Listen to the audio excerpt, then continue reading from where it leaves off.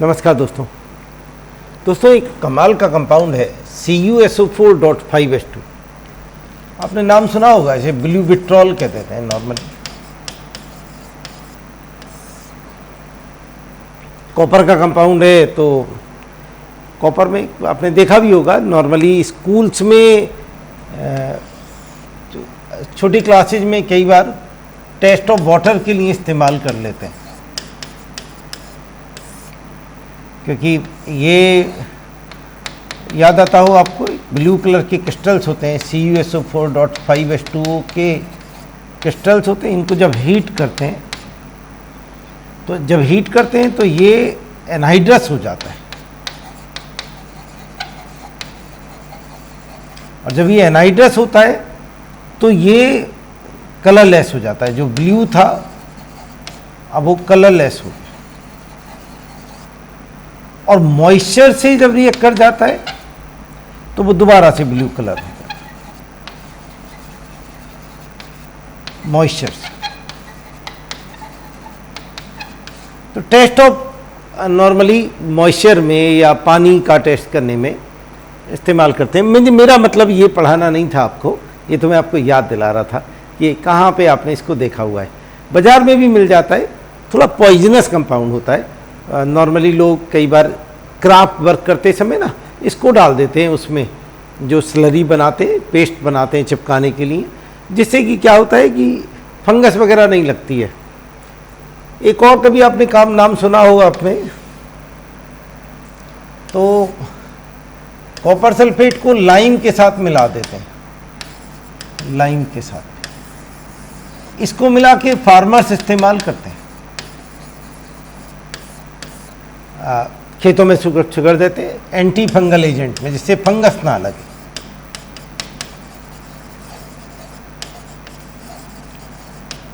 बड़ा famous compound है ये जो एंटी फंगल एजेंट है। आपके लिए होमवर्क है कि आप गूगल पे सर्च करना, तो आपको याद आएगा, मिलेगा कि अच्छा ये वो इस बारे में मित्तल सर बात कर रहे थे। बॉर्डियक्स मिक्सचर कहते हैं इसको, बॉर्डियक्स mixture.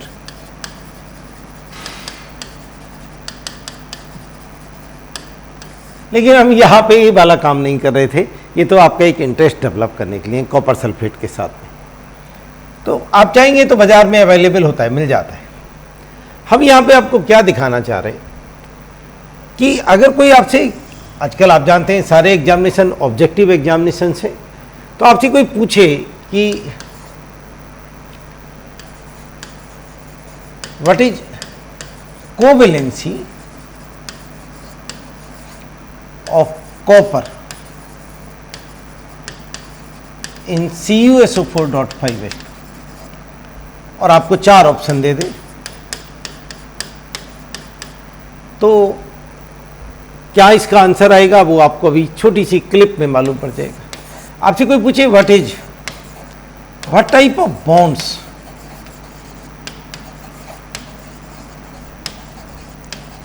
Are found in CuSO4.5H2, और ये 1 और मोर चॉइस का क्वेश्चन है, एक या एक से ज़्यादा चॉइसेज आंसर में आ जाए, सिंगल चॉइस क्वेश्चन नहीं है। और वो आपसे कहे आयनिक बॉन्ड, कोवलेंट बॉन्ड,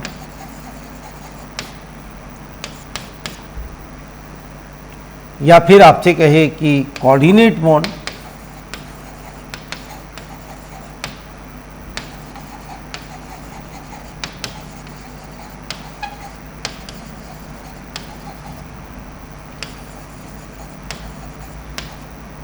या हाइड्रोजन बॉन्ड।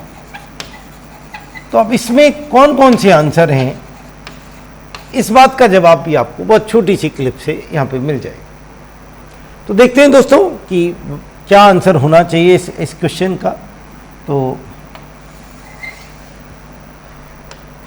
CuSO4.5H2O, क्योंकि ब्लू कलर का कंपाउंड है तो नो डाउट ब्लू से बनाने का होना चाहिए। ये साहब आपका ब्लू विट्रॉल, बहुत फेमस कंपाउंड।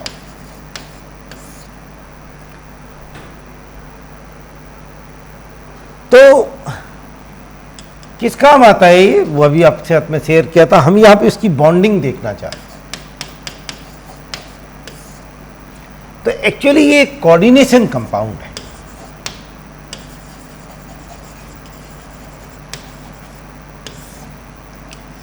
और ये आपका कॉपर, आप जानते हैं ना, स्क्वायर ब्रैकेट में कोऑर्डिनेशन कंपाउंड लगाते हैं। जो लोग क्लास 11th में वो थोड़ा कम जानते होंगे, एक पूरा क्लास 12th में एक पूरा चैप्टर होता है कोऑर्डिनेशन कंपाउंड। तो 12th के बच्चे तो इसको पकड़ पाएंगे, लेकिन ये एग्जामिनेशन पॉइंट ऑफ व्यू से बहुत फेमस। तो 4 जो वाटर के मॉलिक्यूल्स हैं वो तो कॉपर के साथ में कोऑर्डिनेट बॉन्ड बनाते हैं। अभी मैं दिखाऊंगा आपको, डायरेक्टली जुड़े हुए हैं। और यहां पे इस कोऑर्डिनेशन स्फीयर पे +2 चार्ज है, सल्फेट पे -2 चार्ज है, और एक जो 5वां मॉलिक्यूल है वो बाहर रखा हुआ है ये इस तरह से। तो अब आप देखिए कि आपको दिखाई दिया कि कौन कौन से इसमें बॉन्ड आपको दिखाई दे रहे हैं। तो एक तो आपको आयनिक बॉन्ड दिखाई दे गया इसके अंदर, और वो आयनिक बॉन्ड हुआ कोऑर्डिनेशन स्फीयर पे +2 चार्ज। इसे कोऑर्डिनेशन स्फीयर कहते हैं। अगर 11th वाले बच्चे नहीं समझते, कोई खास बात नहीं है, बस एक कभी पढ़ेंगे आप इस बात को। तो जो चीज़ें डायरेक्टली मेटल से जुड़ी होती हैं उन्हें एक स्फीयर में बंद कर देते हैं। और सल्फेट के बीच में तो कौन सा बॉन्ड है, आयनिक, आपको दिखाई देगा। दोस्तों इसमें क्या होता है कि जो लोग नहीं जानते, इसको हम सेंट्रल मेटल कहते हैं।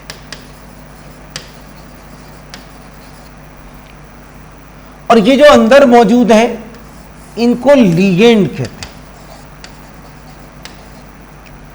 और सेंट्रल मेटल और लीगेंड के बीच में क्या रिलेशन होता है, लीगेंड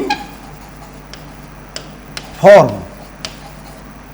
कोवेलेंट कोऑर्डिनेट बॉन्ड, इसलिए कोऑर्डिनेशन कंपाउंड कहा जाता है इन्हें। Coordinate bond with metal, metal के साथ में लीगेंड जो है कोऑर्डिनेट बॉन्ड बनाता है। तो ये कॉपर +2 है हमारे पास में, ये वाला। और ये जो 4 वाटर मॉलिक्यूल हैं, एक ये इसके साथ में लोन पेयर की शेयरिंग कर रहा है, अपने लोन पेयर की। एंड दिस इज, आप जानते हैं कोऑर्डिनेट बॉन्ड कैसे रिप्रेजेंट किया जाता है। ये 4 वाटर मॉलिक्यूल इस तरह से अपना लोन पेयर शेयर कर रहे हैं। जो कोऑर्डिनेशन स्फीयर के अंदर चीज है वो इस तरह से। तो अब बताइए मुझे जरा कि दूसरा कौन सा टाइप का बॉन्ड मौजूद हो गया इसके अंदर। तो आपने कहा साहब इसके अंदर कोऑर्डिनेशन बॉन्ड भी है, कोऑर्डिनेट बॉन्ड या कोऑर्डिनेट कोवलेंट बॉन्ड कहते थे, ये भी मौजूद हो गया इसके अंदर। That is between copper and 4 water molecule. अब बताइए कितने कॉपर मॉलिक्यूल डायरेक्टली वाटर, कितने वाटर मॉलिक्यूल डायरेक्टली कॉपर से अटैच है। आपने कहा साहब 4 मॉलिक्यूल डायरेक्टली कॉपर से अटैच हैं।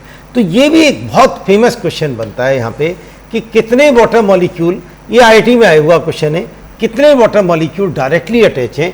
तो the answer is 4, 4 water molecule directly attach है। वही कॉपर की यहाँ पे कोवलेंसी है, 4 वाटर मॉलिक्यूल्स। आप आईआईटी पुराने क्वेश्चन देखेंगे तो आपको मिलेगा। और एनसीईआरटी का टॉपिक है डायरेक्टली अटैच।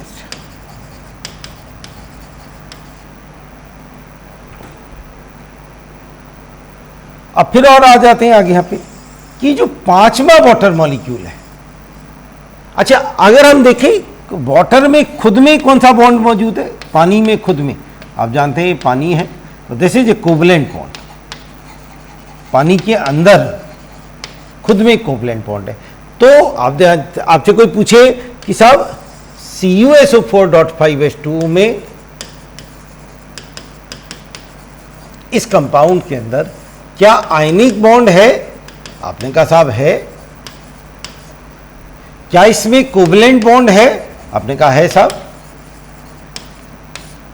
पानी के अंदर मौजूद है, O और H के बीच में, सल्फेट में मौजूद है, S और O के बीच में।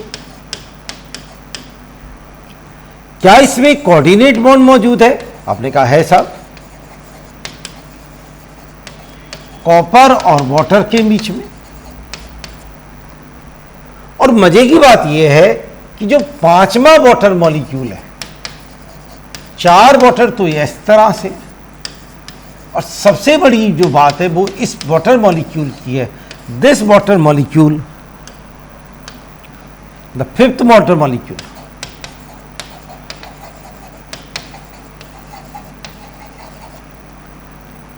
फॉर्म हाइड्रोजन बॉन्ड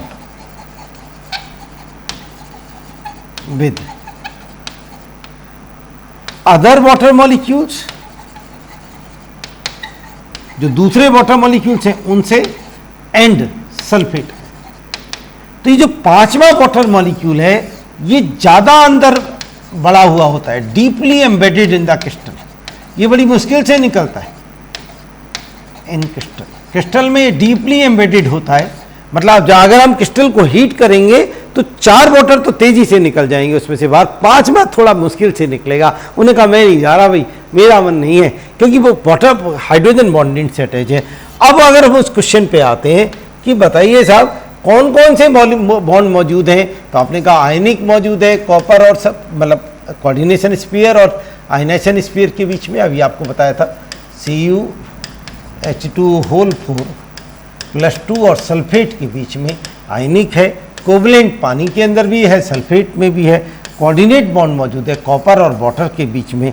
और मज़े की बात देखिए कि this also carry hydrogen bond, तो चौथा बॉन्ड ये भी मौजूद है। All 4 type of bonds are present in CuSO4.5H2। कमाल का कंपाउंड है। देखिए तो आपसे पूछे what type of bonds are present found in CuSO4.5H2, तो आपने कहा साहब आयनिक मौजूद है, कोवलेंट भी मौजूद है, कोऑर्डिनेट भी मौजूद है और हाइड्रोजन बॉन्ड भी मौजूद है। तो मैं उम्मीद करता हूँ आज के बाद में आप इसको नहीं भूलेंगे, ब्यूबिट्रॉल को। कमाल का कंपाउंड है साहब। आप चाहें तो बाजार में निकलते फिरते कभी जाएं तो कहीं पे कोई अच्छी उस पे दुकान पे, तो आपको शायद ब्यूबिट्रॉल के नाम से, या नीला थोथा कह देते हैं, नीला थोथा करके आपको शायद बाजार में मिल जाए। आपकी मदर इसके बारे में जानती हो या पूछ लीजिए किसी से, ऐसे करके मिल जाए। तो बहुत फेमस कंपाउंड, केमिस्ट्री में तो बहुत फेमस और बहुत बार एग्जामिनेशन में भी आता है। नीला थोथा करके कह देते हैं। कुछ इंडस्ट्रियल प्रिपरेशंस में और भी आता होगा, पर कॉपर का बढ़िया कंपाउंड आपने खूब देखा भी होगा लैब में भी। अपनी लैब में पूछिए, अपने लैब बॉय से वहाँ पूछिए कि क्या आप हमें ब्यूबिट्रॉल दिखा सकते हैं। वो तो शायद नीला थोथा के नाम से नहीं जानता होगा। तो थैंक यू दोस्तों, I think you have enjoyed in the compound. फिर आगे कभी आपसे फिर एक कंपाउंड के बारे में बात करेंगे।